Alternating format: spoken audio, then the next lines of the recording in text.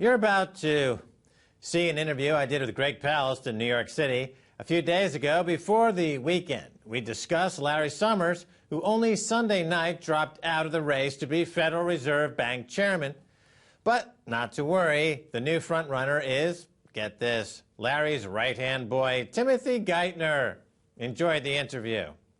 Welcome back to the Kaiser Report. I'm Max Kaiser. Very special guest, Greg Palast. Welcome back to the Kaiser Report. Glad to be with you, Max. All right, Greg Palast, you are out with another blockbuster piece, Larry Summers and the Secret End Game Memo. Tell us about it. Well, there was a memo written to Larry Summers, who is Obama's favorite, to replace Ben Bernanke at the Federal Reserve Board. He got a very secret, very nasty memo, and somehow it ended up in my hands. But some birdie dropped it. That's how I work. For those who know Greg Palast, I do investigative reporting. In America, it's not allowed under Patriot Act 3, but we do it anyway. So I got a hold of this memo, which says this is the end game. So it's the end game memo. It's kind of chilling words. It came from his assistant, a guy named Timmy Geithner. This is before Geithner became Secretary of the Treasury, when Summers was about to become Secretary of the Treasury. And what it was a discussion of the secret meetings that they were having with the 5 big bank CEOs in New York, here in New York. The head of Goldman Sachs, CEO of Goldman Sachs, CEO of Citibank, CEO of Chase, JP Morgan, the Bank of America CEO. They were having secret meetings to decide U.S. economic policy and foreign policy. Really serious stuff. Basically, this was the conspiracy nuts fantasy. You have the bankers secretly meeting with Treasury officials, designing the details of banking regulation policies. It's as if the mob got together with the police chief. It was like a bad scene out of The Godfather. So I disclosed this, and of course I had to do quite a bit of work to make sure it was real. One is that the memo to Summers saying, remember, call the boys, the memo to Summers actually had the private phone numbers of the 5 big CEOs. And so I called one of the CEOs' private numbers, and sure enough, no secretary, nothing, straight to the man.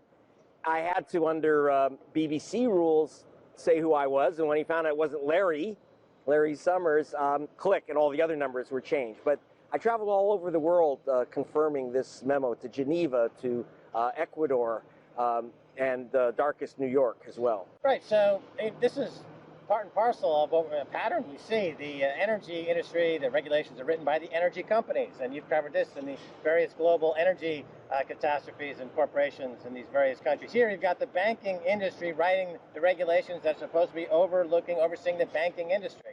And of course, you lead to this catastrophe of 2008 it's the 5-year anniversary, and as some have described it now, there's been a lot of back and forth discussing this, basically waiting out the statute of limitations, which will expire soon, and then, correct? Talk about that. Well, the reason why this memo is dangerous, this endgame memo, it wasn't about the banks talking about regulation. It was talking about deregulation, or what I call decriminalization. This memo was about requiring every nation in the world to join in the U.S., hold hands, jump off the banking deregulation cliff, that you would eliminate rules against derivatives trading. We used to call that selling watered stock. You used to go to jail for that, and selling a security which didn't represent anything. So allowing derivatives trading. Well, let me just because Commodity Futures Modernization Act of 2000, I believe, under Clinton, was when they decided that derivatives were no longer gambling instruments, and so they wouldn't be regulated as straight gambling instruments, and that they were financial instruments, and it came under a separate regulatory body. And now you're saying that this is yet another chapter in this whole process of making everything completely legal, no matter how speculative or dangerous it is. Right. What literally used to be criminal, which was to speculate on currency movements abroad, sell securities which had actually no asset attached to them. These used to be called watered down securities, go to prison. So this is decriminalizing rogue banking. It also said the decriminalization of banking was made worse and took down the planet because the glass, what was called Larry Summers, again, we want to go back to Summers, was behind it. Summers wrote that law about derivatives saying they're not only legal, but you can't regulate them. In the case of what's called the Glass-Steagall Act, we took regular commercial banks, your savings banks, your piggy banks, and mix them, allow them to mix up and use your government-insured deposits to gamble through investment banks on derivatives and other speculative junk. It was like saying, okay, we're going to replace, a bank vault with a roulette wheel. So Summers is the daddy of the deregulation disaster, and yet Obama's talking about making him the most powerful economic official in the world, incredibly powerful. Plus, under new laws, the Fed is also the #1 banking regulator. So he's going to be regulating the banks that he let run amok. And by the way, who've been his clients. This guy's worth now about $37 million selling his so-called consulting services to the very banks that he let run amok. Now, Greg Palast, I know you cover these stories around the world and also in the UK, as you mentioned, on BBC. Mm-hmm. And at gregpalast.com, of course, is the website. People can go and get all the latest. Yes. I want to talk to you, mention quickly, Mark Carney, who's now running Bank of England. He came over from Canada, and he is another ex-Goldman guy. And doesn't he fall under the same umbrella of this corrupt? You said that the Fed is the world's global central banker. So does Mark Carney, in effect, works under, if Larry Summers becomes the Fed governor, Fed chairman, he would report essentially to Larry, correct? No, reverse. Larry reports to Goldman Sachs. If you read the Endgame memo, which is at gregpalast.com, if you actually read the memo, it's that Summers has to report to the head of Goldman, has to report to the Bank of America. They're not allowed to do anything unless they call these 5 CEOs. And by the way, the Secretary of Treasury can call any damn banker that they want. What they can't do is do it in secret, and they can't give these bankers inside information or allow them to change the policies and the actual regulations of the United States. And in this case, it was also changing our trade policies. We had part of the point of the Endgame memo was to require every nation in the world to throw out all their banking police. And the way that they did it, they went to places like Ecuador and they said, "You want to sell us bananas? You're going to sell us your goods. We're going to sell you our bads, our derivatives. No bananas unless you accept our derivatives." Bads for goods. Bads for goods. And Larry Summers was infamous for once saying that the third world does not accept enough toxins and poisons and toxic assets. People thought he was talking about chemicals. And he may have been, but he was mainly talking about toxic financial assets that the third world doesn't take our derivatives junk. They won't take our subprime, synthetic, collateralized debt obligations. That's a real derivative, by the way, or it's an unreal derivative, but that's something, the junk that Goldman Sachs was selling that before Larry Summers got into Treasury was completely illegal to even have these things. They didn't exist because it was against the law. Okay, so the memo is essentially the smoking gun. Yeah. What we're saying. So everything that you've written about, that Matt Taibbi's written about over the Rolling Stone, about all the shenanigans and criminal activity of these major banks, it's now verified, confirmed by the smoking gun memo, and they're putting the guy who recommended that all these countries around the world are not accepting enough toxic securities to bankrupt their nations is now running this Federal Reserve Bank. That's what Obama wants to do.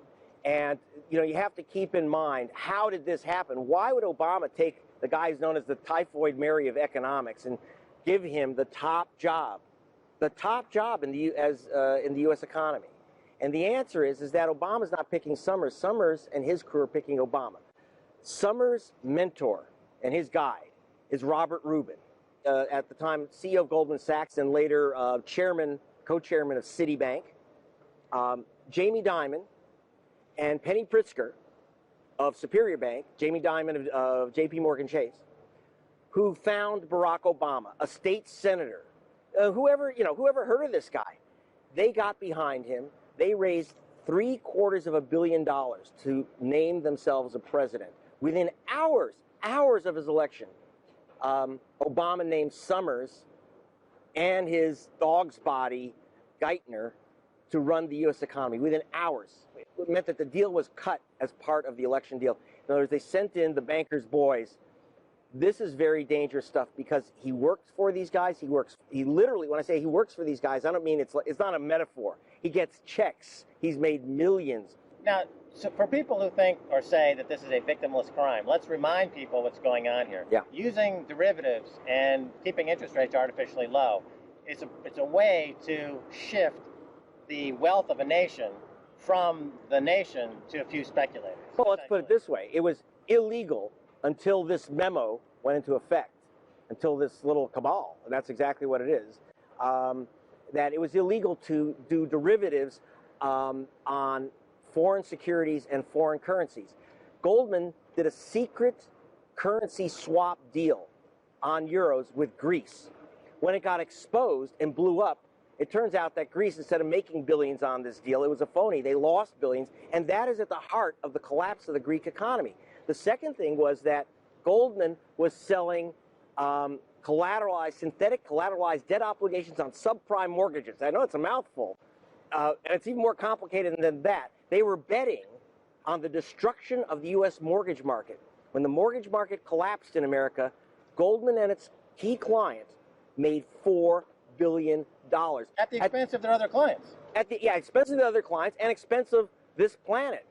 And I have to tell you that one of the people that confirmed the content of the memo, he didn't give it to me, I guarantee you, it was Joe Stiglitz, a Nobel Prize economist who was in Clinton's cabinet. And he said that Summers would sit in cabinet meetings, and when they would talk economic policy, he would turn to Rubin and say, what would Goldman think of that? What would Goldman think of this? So finally Stiglitz said to him in front of the President of the United States, we're in the West Wing. Why are you asking what Goldman would think? How about what's the best policy for the American people? And they looked at him like, he'd just fallen off a watermelon truck, and they got rid of him. Another, we mentioned Matt Taibbi briefly, another journalist out there, writer, was John Perkins with his Confessions of an Economic Hitman. Friend of mine. And with your books, and it's like another chapter in this idea where the U.S. bankers are foisting all this junk on these foreign powers, and in exchange they give them stuff, income-producing assets, real assets, oil, gas, minerals, and they end up with the toxic securities that blow up on the balance sheets, as they're guaranteed to blow up on these balance sheets, and lo and behold, these guys keep getting wealthier. During the 5-year crisis, the past 5 years, the top 2 or 3% net worth doubled and quadrupled, whereas everyone else went completely bankrupt, and they say it was an accident. Well, look at how much money these 5 guys have made. The 5 CEOs of the banks that Larry Summers was playing footsie with. They made an absolute killing.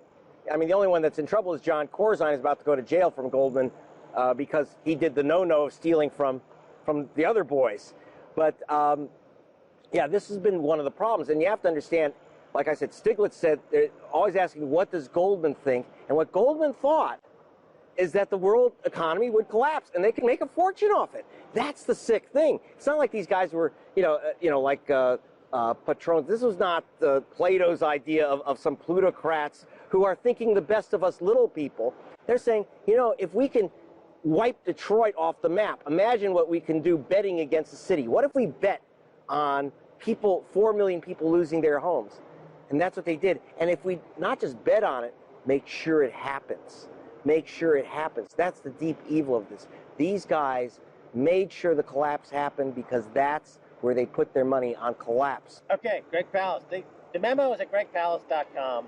It's the smoking gun, and it gives you a fantastic insight into this evil incarnate Larry Summers, who looks like he's going to be Fed chairman. So thanks so much for being on the Kaiser Report. We're out of time. Hope to have you on again soon. You will. And that's going to do it for this edition of the Kaiser Report with me, Max Kaiser, and Stacey Herbert. I want to thank our guest, Greg Palast, at gregpalast.com. You can find us on Twitter at Kaiser Report. Until next time, Max Kaiser saying bye, y'all.